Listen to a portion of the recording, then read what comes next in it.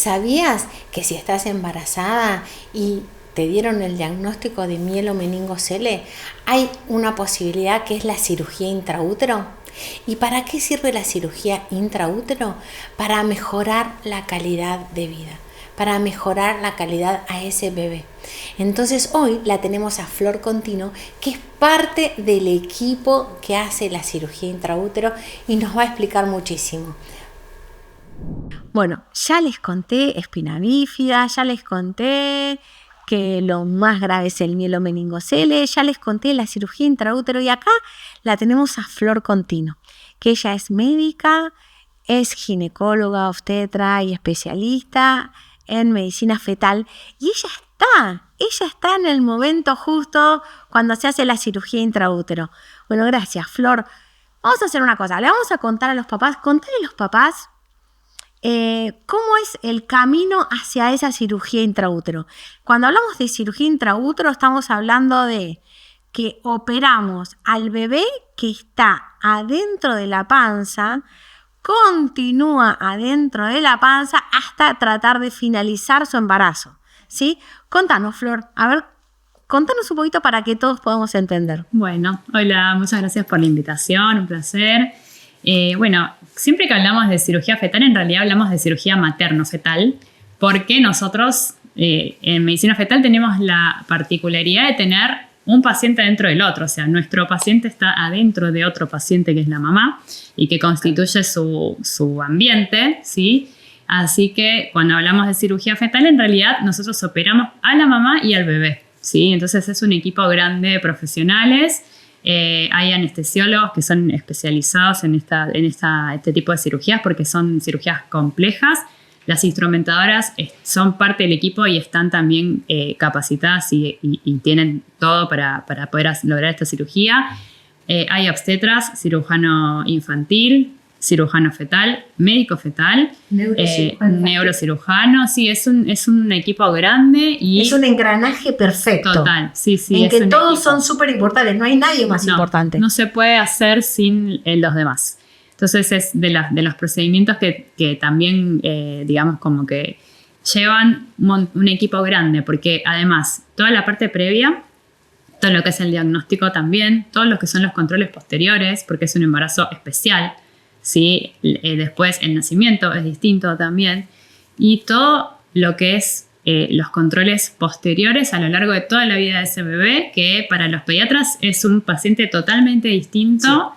Que los bebés que tienen mielomeningocele y no fueron operados intraútero a los que estaban acostumbrados, digamos. Sí, totalmente, porque tenemos que entender que el mielomeningocele, que es, como ya lo expliqué antes, es como lo más grave dentro de la espina bífida, esa enfermedad puede diagnosticarse cuando nace, ¿sí?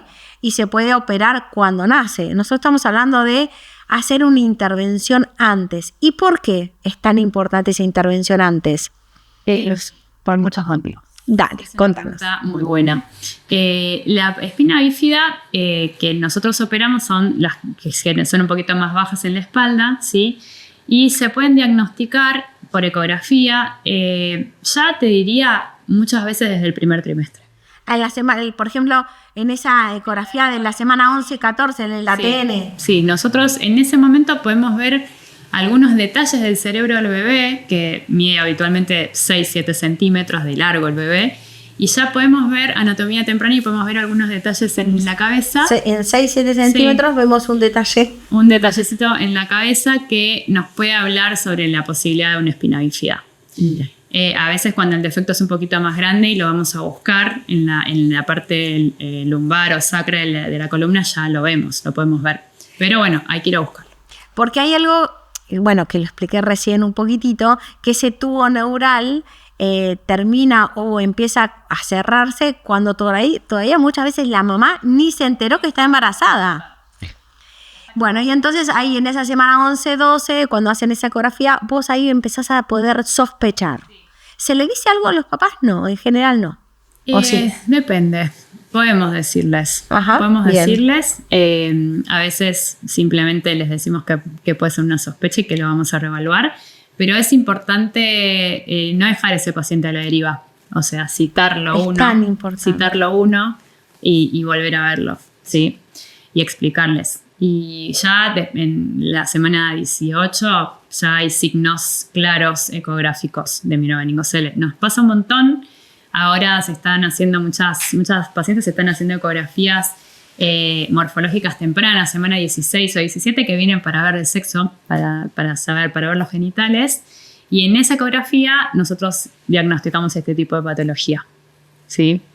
Que, digamos, es un mes antes del scan fetal. Claro. Y ya lo podemos. Y ahí entonces ustedes diagnostican esto y ¿todas se pueden operar?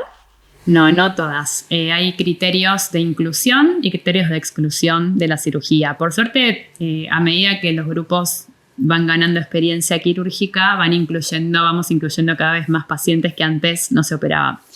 Pero bueno, pacientes, por ejemplo, que tengan otras cicatrices no cesáreas, pero cirugías uterinas, hay que tener cuidado porque uno, para poder llegar al bebito, por ahí me meto en algo que es un poquito más técnico. No, pero contale a la mamá cómo operan. ¿Cómo es? Porque a mí la mamá me pregunta, ¿cómo es que sacan al bebé y lo operan y después lo pueden volver a meter adentro? Eso es un poco el imaginario, lo que uno se imagina, ¿no? Cuando habla de cirugía fetal, lo sacamos, lo operamos y lo volvemos a meter. No. Sí.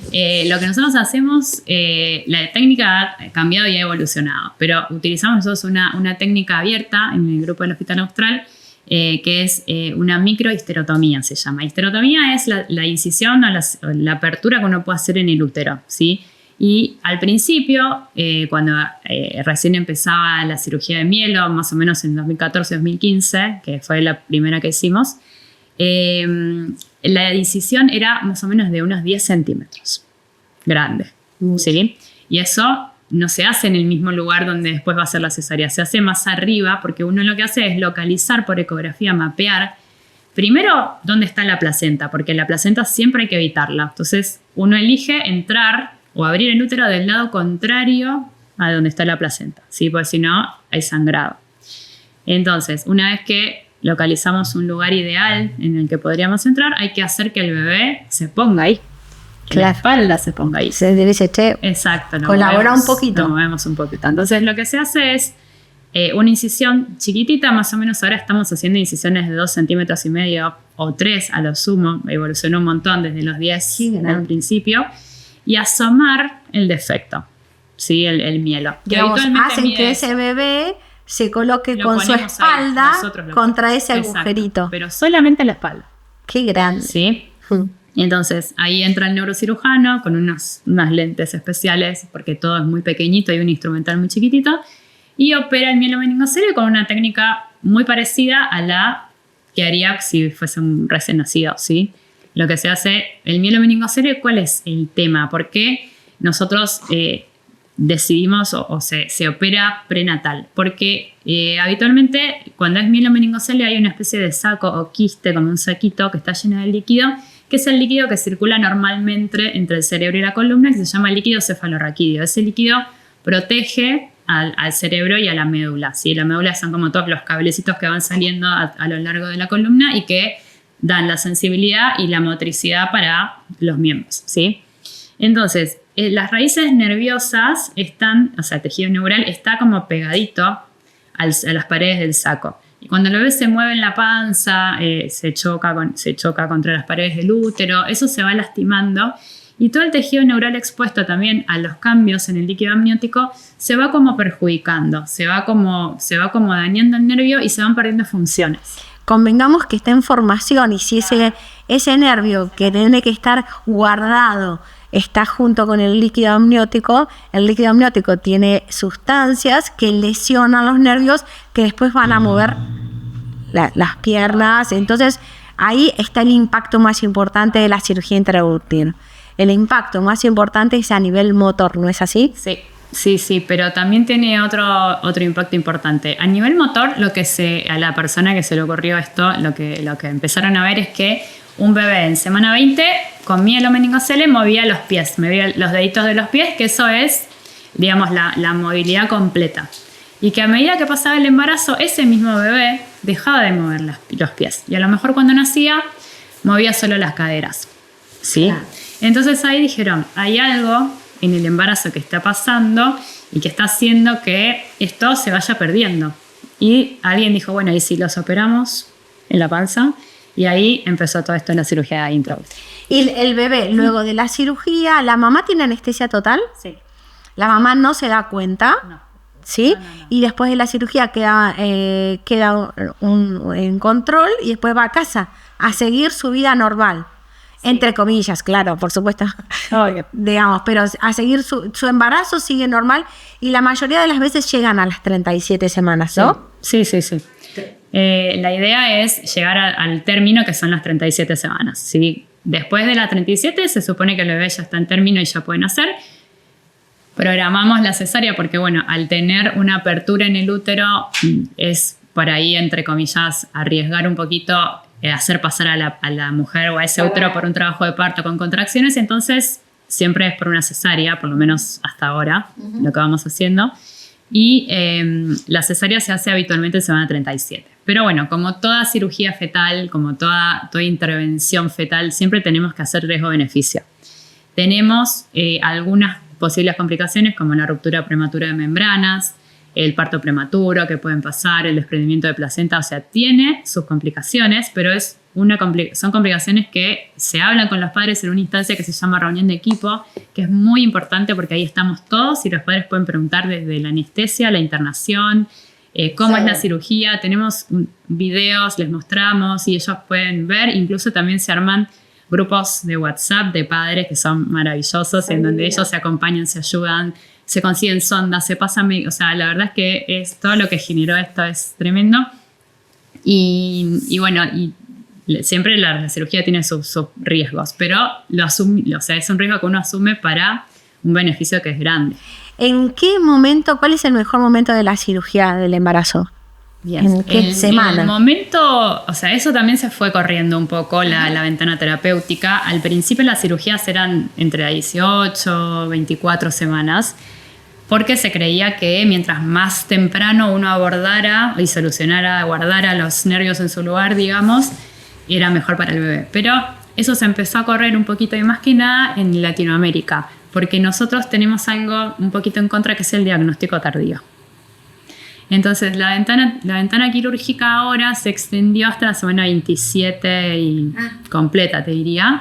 Y tenemos buenos resultados motores, ¿sí? Y podemos incluir un montón de pacientes que antes se nos quedaban afuera porque accedían tarde a las consultas. Claro, sí, un montón, digamos, esto nosotros hemos trabajado en conjunto porque llaman a Neo en casa y me preguntan y yo les hago el contacto con Flor y así Flor los puede, porque en general acá en Argentina la verdad es que ustedes tienen muchísimos ya pacientes operados. Nosotros operamos 124 pacientes. Tremendo. ¿Desde cuándo empezaron? 2015. Desde 2015. Hay otros lugares acá en Argentina que sí lo hacen, pero ustedes son los que más han hecho. Somos los que más tenemos casuística en el Hospital Austral. Y bueno, utilizamos una técnica abierta con una incisión muy chiquitita en el útero. Y con eso estamos teniendo muy buenos resultados. Y hace poquito publicamos un trabajo. Contanos. En enero en Archivos de Pediatría. En donde vemos que nuestros pacientes, solamente porque hay otro beneficio de la cirugía fetal, que además de lo motor, o sea, el 84% de nuestros pacientes deambula de alguna forma con valvas o sin valvas, pero logran deambular y eso es un montón. Deambular estamos hablando de caminar, ¿eh? La motilidad está muy conservada. Y después hay otro beneficio extra que por ahí es un poquito más difícil de explicar, pero cuando se va perdiendo el líquido por el defecto de la espalda, los ventrículos, o sea, el cerebelo que está como en la parte de atrás de la cabeza y se encarga del equilibrio y demás, desciende. Es como que hay una diferencia de presiones y está traccionado hacia abajo.